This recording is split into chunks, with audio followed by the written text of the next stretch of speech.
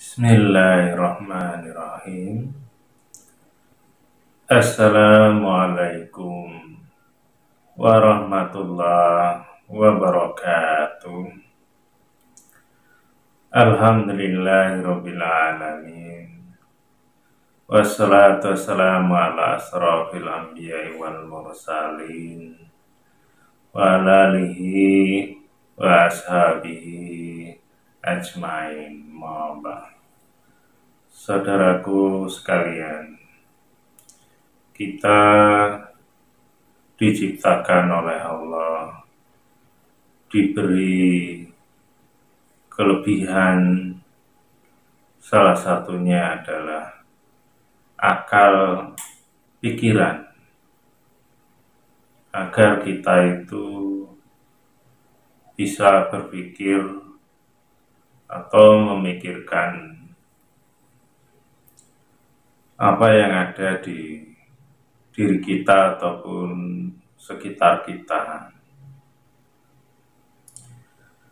dan itu salah satunya agar kita bisa menjalani hidup di dunia ini dengan baik dan juga nantinya di akhirat kita selamat. Dan kita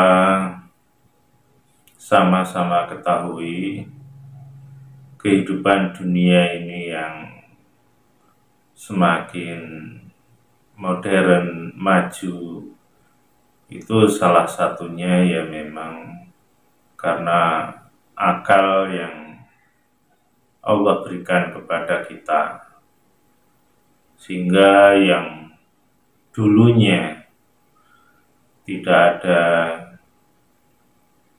komputer, pesawat, alat-alat canggih, sekarang menjadi ada. Itu juga karena atas izin Allah dengan diberikannya akal pikiran manusia untuk memikirkan bagaimana caranya memakmurkan dunia ini, sehingga kita bisa melihat seperti saat ini. Tapi bukan hanya untuk memikirkan persoalan duniawi saja sebenarnya, tapi juga persoalan yang mengarah ke akhirat atau persoalan-persoalan yang lebih pelik, yang tidak mudah untuk kita pahami. Tapi insya Allah kalau kita itu juga mencoba memahami salah satu firman Allah yang ada di dalam Al-Quran, yaitu di dalam surat Al-Baqarah ayat 2 yang bunyinya Dzalikal kitabu la raiba fihi hudal lil muttaqin, yang artinya kitab itu, kitab Al-Quran, tidak ada keraguan-raguan di dalamnya, dan sebagai petunjuk bagi orang yang takwa. Dan di situ insya Allah bisa kita pahami bahwa Al-Quran, kitab suci orang Islam, di dalamnya ada sebuah petunjuk bagi kita, tapi khusus bagi orang yang takwa. Kalau dia tidak takwa, ya mungkin tidak akan menjadikan petunjuk, tapi bisa menjadikan untuk hal-hal yang sifatnya untuk memenuhi kebutuhan nafsu duniawi saja.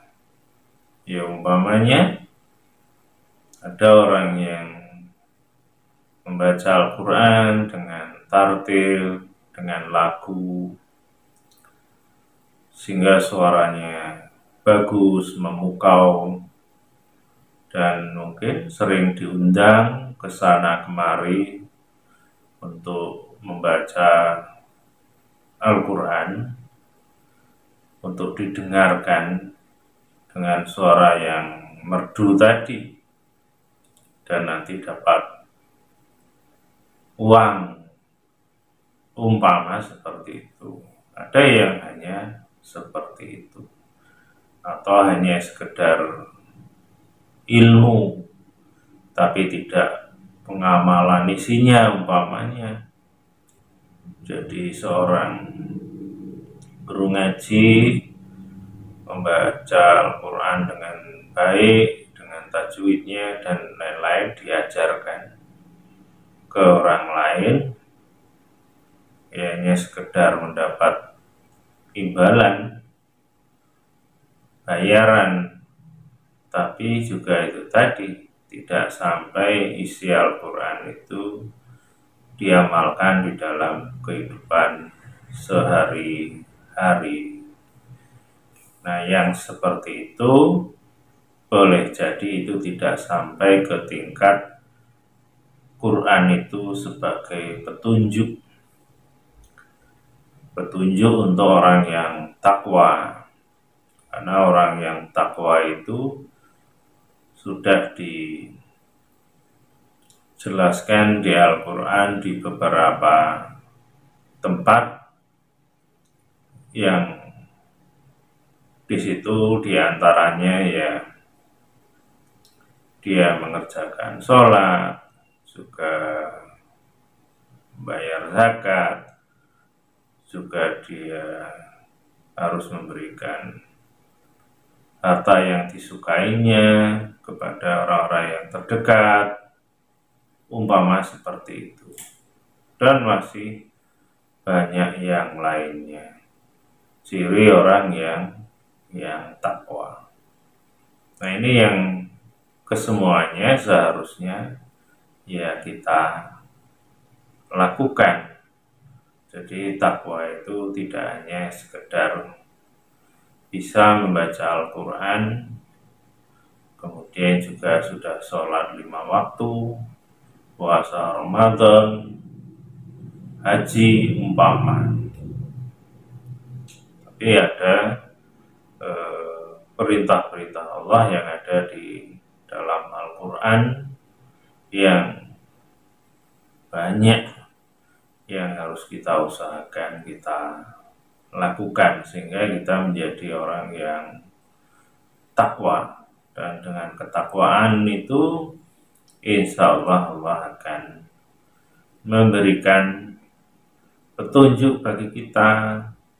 Atas izin Allah kita mengetahui isi Al-Quran ataupun hadis, makna yang sebenarnya mengarah yang paling benar, insya Allah. Nah, ini salah satunya yang bisa mengarah kita itu bisa mendapatkan petunjuk itu, ya kita gunakan akal kita untuk memahami apa-apa yang ada di sekitar kita ataupun juga Al-Quran tadi. Bukankah Nabi Ibrahim alaihissalam juga demikian? Waktu dulu beliau mencari kebenaran, mencari Tuhan, dengan berpikir ketika melihat bulan, melihat matahari, sehingga dia menemukan bahwa Allah atau Tuhan itu tidak bisa dibandingkan dengan bulan ataupun matahari, dia yakin bahwa Tuhan itu maha segala-galanya dan tidak bisa disamakan dengan benda-benda yang nampak. Kira-kira seperti itu. Nah, kita pun juga memahami apa yang ada itu juga seperti itu. Umpama ada sebagian saudara kita itu mengamalkan salah satu ayat tertentu dan digunakan agar bisa mendapatkan ilmu kekebalan. Dan itu juga perlu dipikirkan sebenarnya.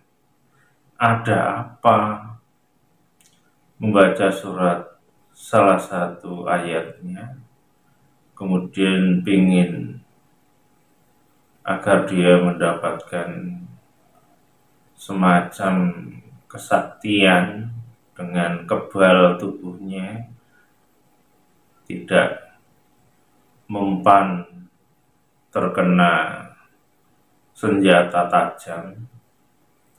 Kok bisa itu? Kita harus berpikir, apa sebabnya kok bisa seperti itu? Apakah juga memang ada perintahnya di dalam Quran sendiri ataupun hadis?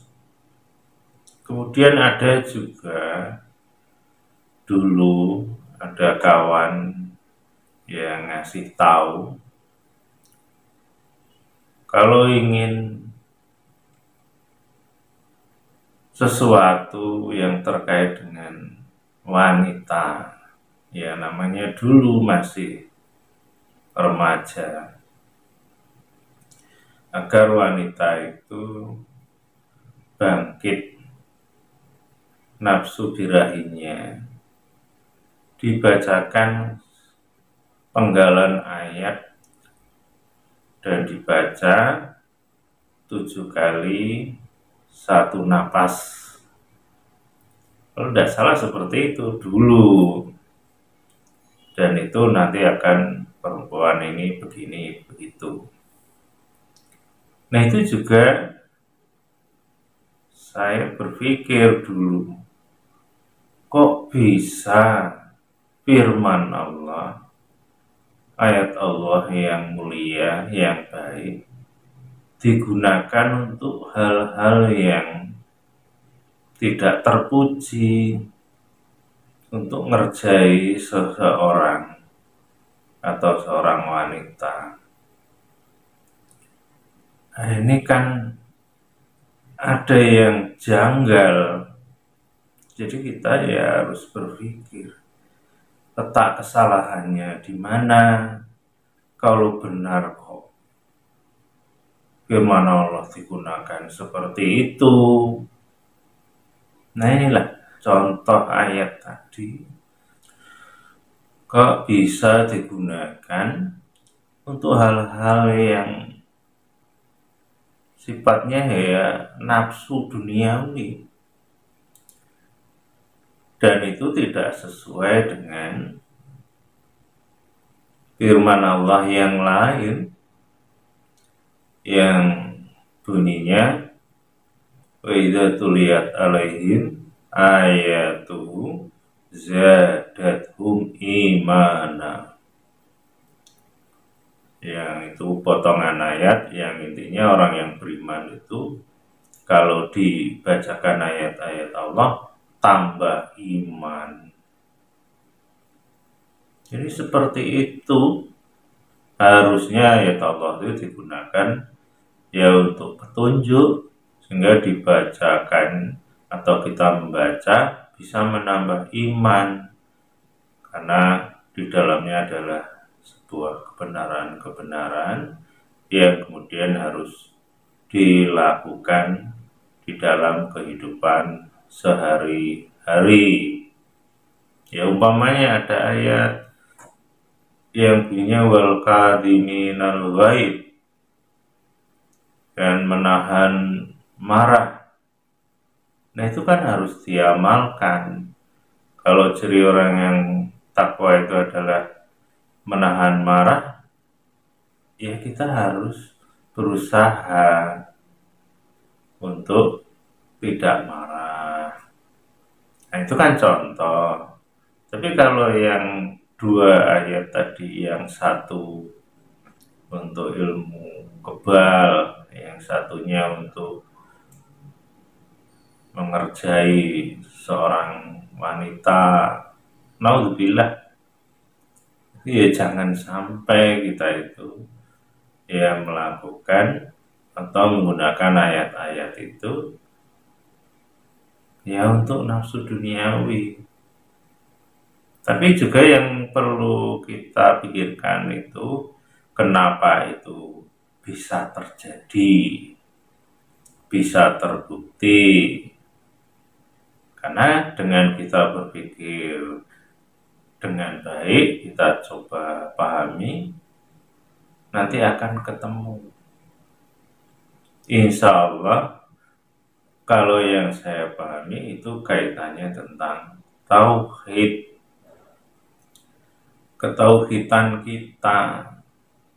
Bukankah tauhid itu ya kita itu melakukan apapun harus ikhlas lillahi ta'ala. Ya, sering kita baca ayat Allah yang bunyinya innas salati wa nusuki wa mahyaya wa mamati lillahi rabbil alamin. Sesungguhnya salatku, ibadahku, hidupku, matiku, ya ini untuk Allah, Tuhan semesta alam. Salatku, ibadahku. Nah ibadah itu salah satunya ya membaca Al-Quran itu. Jadi baca Al-Quran harus lillahi ta'ala. Jangan dimasuki unsur-unsur nafsu duniawi. Baik untuk kebal tadi, atau mungkin untuk percaya wanita tadi, atau untuk penglaris, untuk ini itulah macam-macam. Yaitu yang tidak lillahi ta'ala, yang ternyata apapun akhirnya kita bisa pahami, sesuatu yang kita kerjakan tidak lillahi ta'ala, ada makhluk lain yang ikut campur menjadikan apa yang kita inginkan itu bisa jadi terwujud. Ya kayak tadi, untuk ngerjain perempuan, ayat itu diniati untuk itu bisa terjadi kalau Allah mengizinkan. Agar kebal juga bisa terjadi. Sehingga yang kelihatan untuk baik terjadi, yang kelihatan ya sebenarnya tidak baik tadi juga terjadi. Karena kuncinya di situ.